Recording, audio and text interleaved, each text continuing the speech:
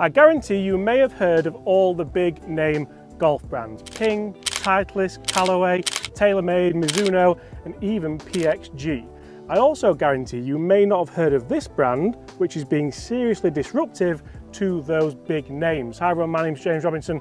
Welcome back to the channel. Now, these are a set of clubs which, to be honest, I have tested in the past, but I've never done a video on them. I didn't like the look of them initially, and that was so ignorant of me, because we've been using these clubs up on a top secret mission, which I can't tell you about just yet, but we've been absolutely loving them. And when I talk about we, I'm going to get a channel expert on in a moment, guys, and we're going to talk through these golf clubs. We're going to talk through exactly why they perform so well. We're going to talk through exactly why you may want to have them in your bag, and we're going to talk through how it might well save you some money when it comes to good performing golf clubs. I could stand here and hit this shot all day. I said to Chris earlier on, this is probably one of the hardest chips on this golf course over this ridge, but I feel like with this club I can massively take it on and save myself some money. Let's get talking about the Takomo 001 Skyforgers. And you see, guys, I am not doing this video alone, and I'm not doing it alone for good reason, because I want to know if I've just gone through a purple patch with these clubs or if they're actually really good. You see, these are pretty much half the price of a set of Vokeys, a set of Ping wedges, a set of TaylorMade wedges. Chris, you've fitted wedges pretty much all your life for everyday golfers and given short game lessons. Now, I initially dispelled these because, I'm going to be honest, I didn't like the look of the leading edge. If you put these down on the ground, you'll see it's quite a rounded off leading edge. And straight away I thought, not really for me. You'll see the 52 there in the middle is a little bit better, but generally I feel like they're a little bit too kind of rounded off. What's your opinion on this? And what about, like, when we talk about performance in relation to cost? Yeah, I thought the same exactly. Again, when you're thinking about buying clubs, it is very much about obviously the looks. Again, nicely designed, forged wedges, so you're thinking, right, they should be right up there with your Vokeys, with your Jaws, with your TaylorMades, with all the brands, PXG and Mizuno. But then obviously you look at that leading edge, you start to think it's a little bit round. It does have to be looks, but then you think, right, can it perform? Again, these coming in at around about $89, so like James mentioned, half price. Pretty much half price of what you're going to pay for a Vokey. Again, what we've seen nicely on the 60 and the 56 is obviously that upper bit of the wedge, so the flange we're going to go with is the word. We can see that obviously there's a little bit more weight there to move the CG obviously a little bit further up the face, so you can fly these in. Again, with your 56, with your 60, you're potentially wanting to play flighted shots, and again, when I'm fitting wedges, you've got to be thinking about the best players in the world want to fly it in a little bit lower with a little bit more spin, and that's perfectly done with these wedges. But let's put them to the test around the green. So like I said, guys, we've been using these clubs on a top secret mission, which I can't really tell you about just yet, but I'm going to throw a couple of the shots that we played on screen now because we've really used them well. And for me, it's something which I feel like the 56 is that versatile.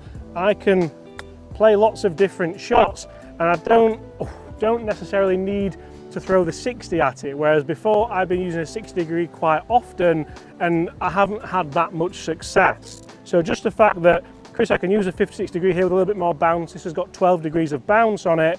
I can open it up, I can play it square, but I can also get a little bit of check on those shots like that one there, turn in, and I can actually start to be a little bit more creative around the greens with a 56. Yeah, exactly, and that gives you the option with that rounded leading edge. But when we think about the components there, obviously, like you say, you get the versatility. Components wise, Lamkin grips, KBS wedge shaft, so a little bit heavier in the shaft for the wedges, which I've found allows me to be a little bit more comfortable with the dreaded 60, which anyone watching the channel will know that I've never really used a 60. But I found obviously with the weighting on there, we can still get that low one that checks up a little bit, we can play it high, but also with 12 degrees of bounce, with that leading edge, I feel like I've got a little bit more that I can get away with. I can get this coming out a little bit lower with a little bit of check, and we can see even there with the 60, nice and easy to play that shot. I can play that one, I can play that lower one because of this leading edge. For me, it started to give me a little bit of confidence. We can get the hands forwards a little bit, but it's just bringing that leading edge away. Obviously, it's just bringing that leading edge a little bit closer to the ground, but it's taking the bounce off there. Again, that little bit there, we've got a little bit more bounce, and we can start to be versatile, and that's what it's all about with your short game. It's all about feel, it's all about what you can do with your wedges and picking the right club for the shot. And you see guys, it's really interesting because I can't believe that I've never reviewed these clubs before. I absolutely love the Takomo 101s, the 101Ts, the smaller hollow bodied iron that does rival the P770, and also the new 301 MB and CB combination, which is a great iron from Takomo and again a little bit cheaper. Then we look at these and I just can't get my head around that when we talk about marketing with golf clubs especially, so the bigger brands will look at talking about getting more spin, talking about being more versatile. I guess the one thing that Takomo don't do, which I would say I would recommend for them to do, is have more options, have different bounce off options, different grind options for different golfers. But then you look at the price of these and obviously the R&D that's gone into them would dictate that they're a little bit more affordable. So if we do start to see more options, rather than just talking about, well, how much spin can we get, you start to see shots like that out of the bunker that just land on a sixpence and stop dead. What more do you want from a set of wedges?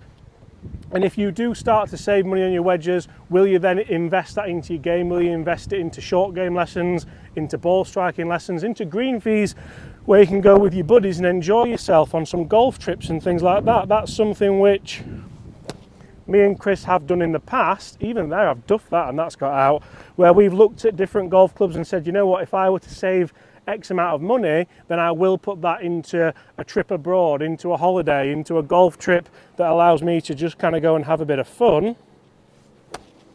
And you can see I'm really having a lot of success out of these bunkers, getting spin on these balls, which I'm really enjoying.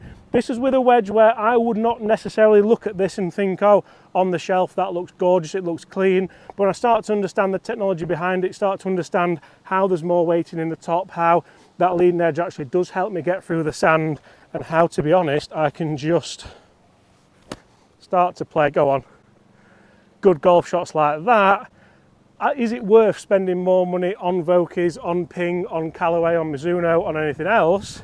Chris, I'm going to throw some balls in here for you to have a go with, and we'll discuss exactly what you think. So Chris, what are your thoughts looking at these wedges out of the sand, especially where so many golfers will fear for their lives? So obviously one of the big things for me is that rounder leading edge. We see from a lot of wedges that they've got a very narrow looking, again, obviously narrow, they've got a very straight leading edge.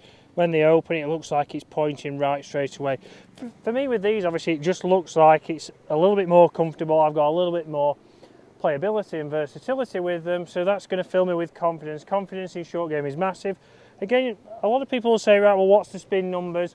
We can see that, so obviously with strike we could go in, if we get the same kind of strike, we're not going to be too far away with obviously spin compared to the wedges.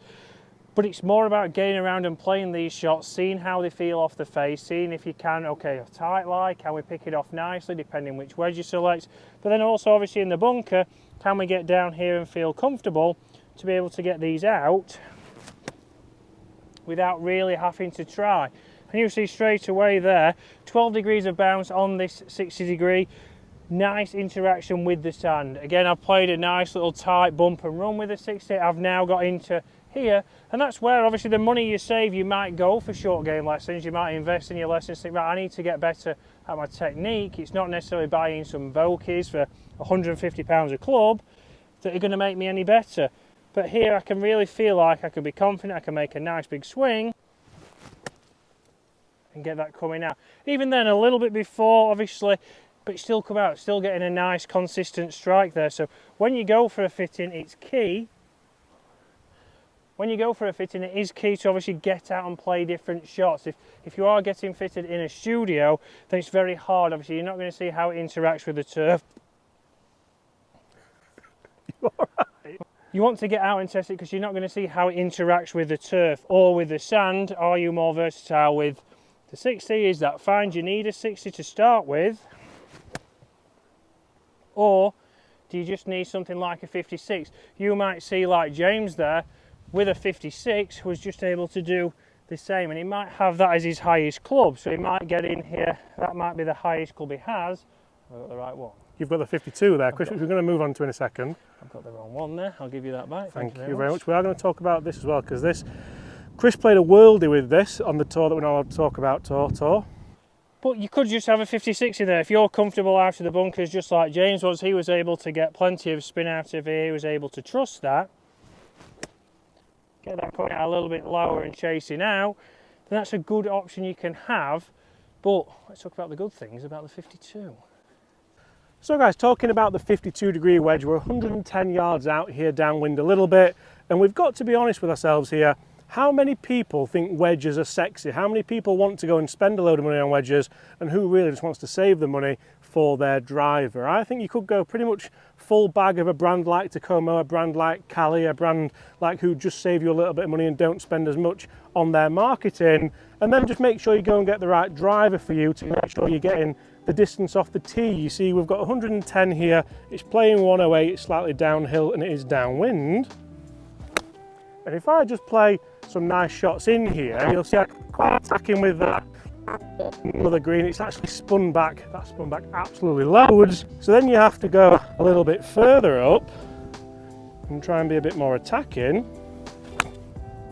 Like that one, you'll see that one's landing a lot further back, go on, a lot further back, and that one's released out just a little bit. But if you do look at this wedge for me, you'll see the opposite of the 60 and the 56 where the weight is mainly in the bottom. So it is designed to make it easier to get that ball airborne, which is what you do want with your lower lofted wedges. Ideally you want these easy to launch. You'll see that top flange doesn't have loads of weighting in it like it does the 56 and the 60.